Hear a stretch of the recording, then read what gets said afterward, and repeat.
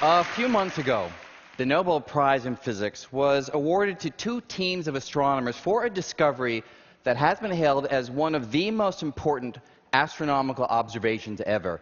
And today, after briefly describing what they found, I'm going to tell you about a highly controversial framework for explaining their discovery, namely the possibility that way beyond the Earth, the Milky Way, and other distant galaxies, we may find that our universe is not the only universe, but is instead part of a vast complex of universes that we call the multiverse. Now, the idea of a multiverse is a strange one. I mean, most of us were raised to believe that the word universe means everything. And I say most of us with forethought, as my 4-year-old daughter has heard me speak of these ideas since she was born. And last year, I was holding her and I said, "Sophia, I love you more than anything in the universe." And she turned to me and said, "Daddy, universe or multiverse?" But barring such an anomalous upbringing, it is strange to imagine other realms separate from ours, most with fundamentally different features, that would rightly be called universes of their own. And yet, speculative though the idea surely is, I aim to convince you that there's reason for taking it seriously, as it just might be right. I'm going to tell the story of the multiverse in 3 parts. In part 1, I'm going to describe those Nobel Prize-winning results and highlight a profound mystery which those results revealed. In part 2, I'll offer a solution to that mystery. It's based on an approach called string theory, and that's where the idea of the multiverse will come into the story. Finally, in part 3, I'm going to describe a cosmological theory called inflation, which will pull all the pieces of the story together. Okay, part 1 starts back in 1929 when the great astronomer Edwin Hubble realized that the distant galaxies were all rushing away from us, establishing that space itself is stretching, it's expanding. Now, this was revolutionary. The prevailing wisdom was that on the largest of scales, the universe was static. But even so, there was one thing that everyone was certain of. The expansion must be slowing down. That is, much as the gravitational pull of the Earth slows the ascent of an apple tossed upward, the gravitational pull of each galaxy on every other must be slowing the expansion of space. Now let's fast forward to the 1990s, when those two teams of astronomers I mentioned at the outset were inspired by this reasoning to measure the rate at which the expansion has been slowing. And they did this by painstaking observations of numerous distant galaxies, allowing them to chart how the expansion rate has changed over time. Here's the surprise. They found that the expansion is not slowing down. Instead, they found that it's speeding up, going faster and faster. That's like tossing an apple upward and it goes up faster and faster. Now, if you saw an apple do that, you'd want to know why. What's pushing on it? Similarly, the astronomers' results are surely well deserving of the Nobel Prize, but they raised an analogous question. What force is driving all galaxies to rush away from every other at an ever-quickening speed? Well, the most promising answer comes from an old idea of Einstein's. You see, we are all used to gravity being a force that does one thing: pulls objects together. But in Einstein's theory of gravity, his general theory of relativity, gravity can also push things apart. How? Well, according to Einstein's math, if space is uniformly filled with an invisible energy, sort of like a uniform invisible mist, then the gravity generated by that mist would be repulsive. Repulsive gravity, which is just what we need to explain the observations, because the repulsive gravity of an invisible energy in space, we now call it dark energy, but I've made it smoky white here so you can see it. Its repulsive gravity would cause each galaxy to push against every other, driving the expansion to speed up, not slow down. And this explanation represents great progress. But I promise you a mystery here in part one. Here it is. When the astronomers worked out how much of this dark energy must be infusing space to account for the cosmic speedup, look at what they found.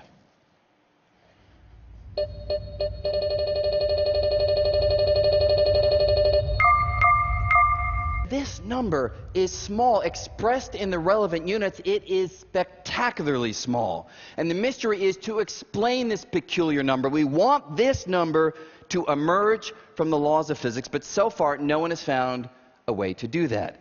Now, you might wonder, should you care? Maybe explaining this number is just a technical issue, a technical detail of interest to experts, but of no relevance to anybody else.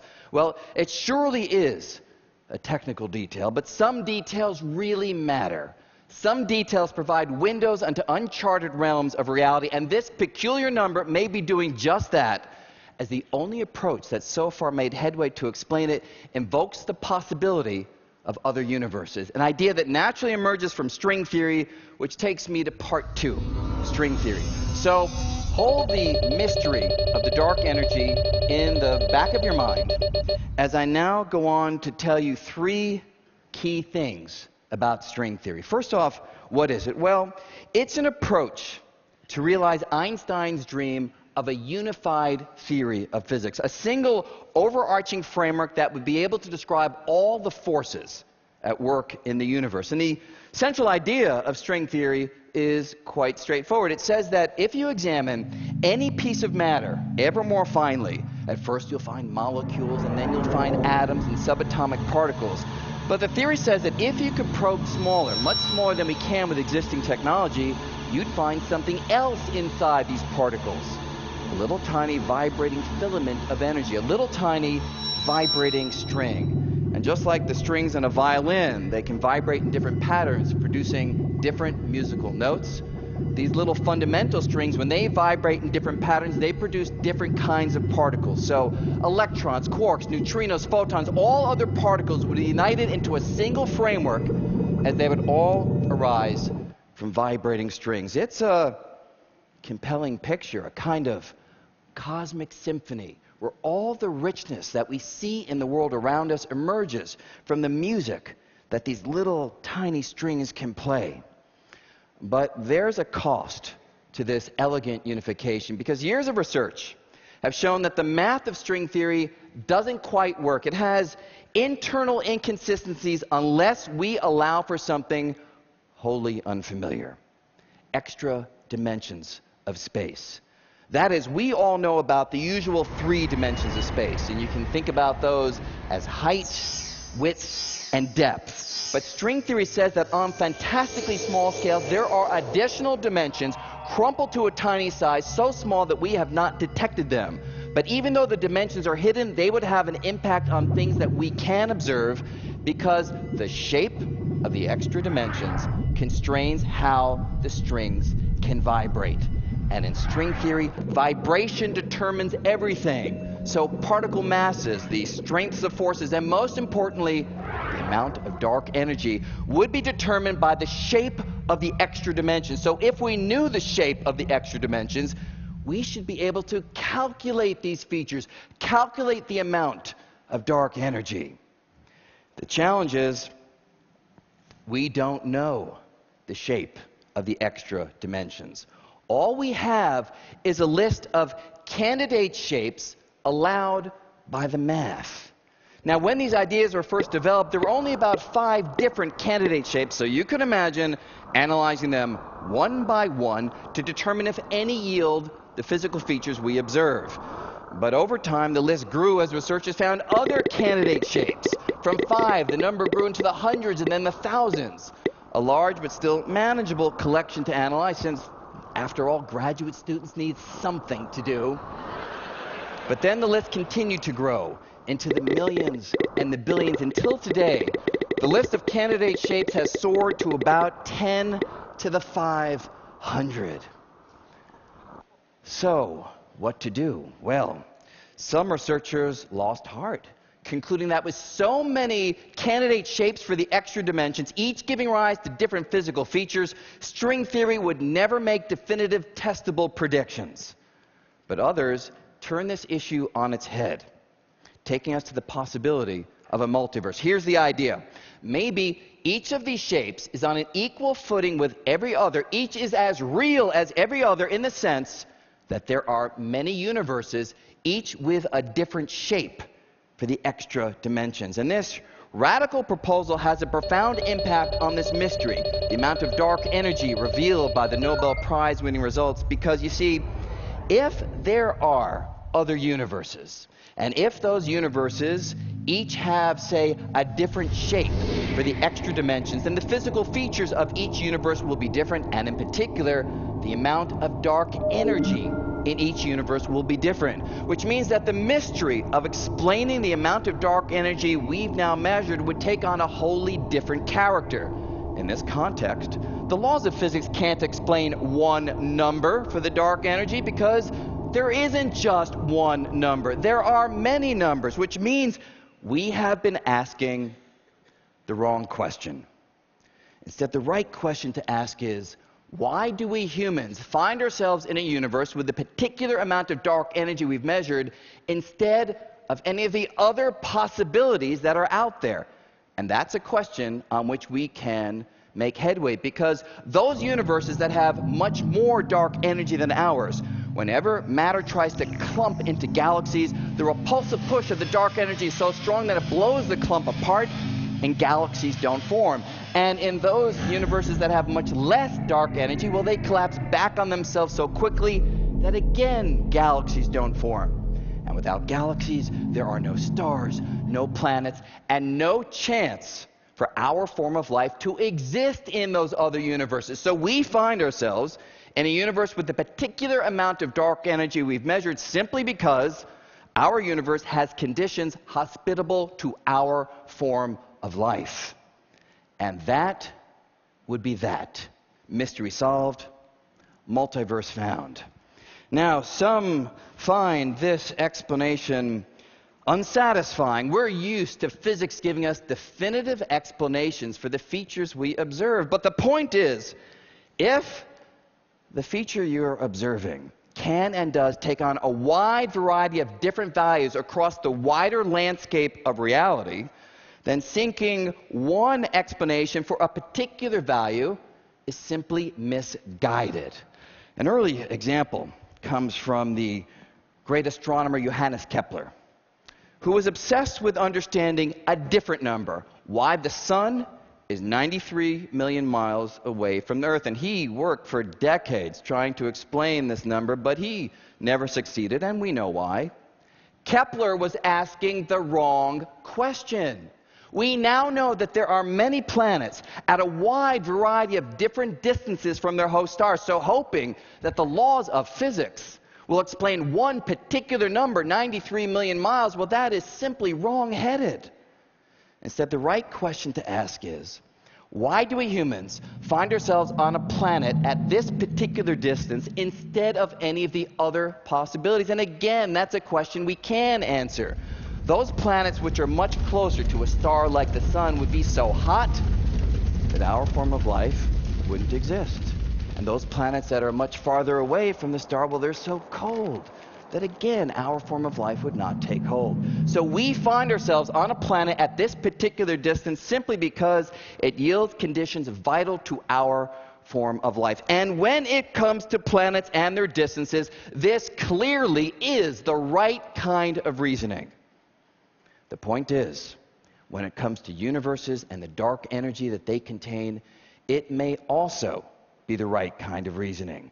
One key difference, of course, is we know that there are other planets out there, but so far I've only speculated on the possibility that there might be other universes. So to pull it all together, we need a mechanism that can actually generate other universes. And that takes me to my final part, part 3, because such a mechanism has been found by cosmologists trying to understand the Big Bang. You see, when we speak of the Big Bang, we often have an image of a kind of cosmic explosion that created our universe and set space rushing outward. But there's a little secret. The Big Bang leaves out something pretty important. The bang. It tells us how the universe evolved after the bang, but gives us no insight into what would have powered the bang itself. And this gap was finally filled by an enhanced version of the Big Bang theory. It's called inflationary cosmology, which identified a particular kind of fuel that would naturally generate an outward rush of space. The fuel is based on something called a quantum field, but the only detail that matters for us is that this fuel proves to be so efficient that it's virtually impossible to use it all up. Which means in the inflationary theory, the Big Bang giving rise to our universe is likely not a one-time event. Instead, the fuel not only generates our Big Bang, but it would also generate countless other Big Bangs, each giving rise to its own separate universe, with our universe becoming but one bubble in a grand cosmic bubble bath of universes. And now, as we meld this with string theory, here's the picture we're led to. Each of these universes has extra dimensions. The extra dimensions take on a wide variety of different shapes. The different shapes yield different physical features. And we find ourselves in one universe instead of another simply because it's only in our universe that the physical features, like the amount of dark energy, are right for our form of life to take hold. And this is the compelling but highly controversial picture of the wider cosmos that cutting-edge observation and theory has now led us to seriously consider. One big remaining question, of course, is, could we ever confirm the existence of other universes? Well, let me describe one way that might one day happen. The inflationary theory already has strong observational support because the theory predicts that the Big Bang would have been so intense that as space rapidly expanded, tiny quantum jitters from the micro world would have been stretched out to the macro world, yielding a distinctive fingerprint, a pattern of slightly hotter spots and slightly colder spots across space, which powerful telescopes have now observed. Going further, if there are other universes, the theory predicts that every so often, those universes can collide. And if our universe got hit by another, that collision would generate an additional subtle pattern of temperature variations across space that we might one day be able to detect. And so exotic as this picture is, it may one day be grounded in observations establishing the existence of other universes. I'll conclude with a striking implication of all these ideas for the very far future. You see, we learned that our universe is not static, that space is expanding, that expansion is speeding up, and that there might be other universes, all by carefully examining faint pinpoints of starlight coming to us from distant galaxies.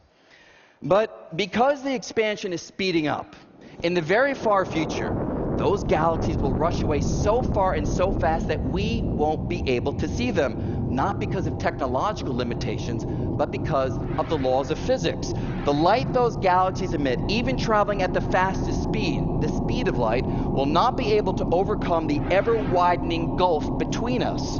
So astronomers in the far future, looking out into deep space, will see nothing but an endless stretch of static, inky, black stillness. And they will conclude that the universe is static and unchanging and populated by a single central oasis of matter that they inhabit, a picture of the cosmos that we definitively know to be wrong.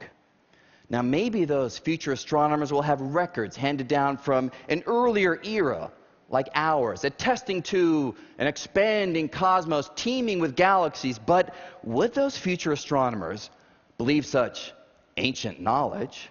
Or would they believe in the black, static, empty universe that their own state-of-the-art observations reveal? I suspect the latter, which means that we are living through a remarkably privileged era when certain deep truths about the cosmos are still within reach of the human spirit of exploration. It appears that it may not always be that way, because today's astronomers, by turning powerful telescopes to the sky, have captured a handful of starkly informative photons, a kind of cosmic telegram, billions of years in transit, and the message echoing across the ages is clear. Sometimes, nature guards her secrets with the unbreakable grip of physical law. Sometimes, the true nature of reality beckons from just beyond the horizon. Thank you very much. Brian, thank you. The range of ideas you've just spoken about are dizzying, exhilarating, incredible. How do you think of where cosmology is now in a sort of historical side? Are we in the middle of something unusual historically, in your opinion? Well, it's hard to say. When we learn that astronomers of the far future may not have enough information to figure things out, the natural question is, maybe we're already in that position, and certain deep, critical features of the universe already have escaped our ability to understand because of how cosmology evolves. So from that perspective, maybe we will always be asking questions and never be able to fully answer them. On the other hand, we now can understand how old the universe is. We can understand how to understand the data from the microwave background radiation that was set down 13.72 billion years ago, and yet we can do calculations today to predict how it will look, and it matches. Holy cow, that's just amazing. So on the one hand, it's just incredible where we've gotten, but who knows what sort of blocks we may find in the future. You're going to be around for the next few days. Maybe some of these conversations can continue. Thank you. My pleasure. Thank you. Thank you, Brian.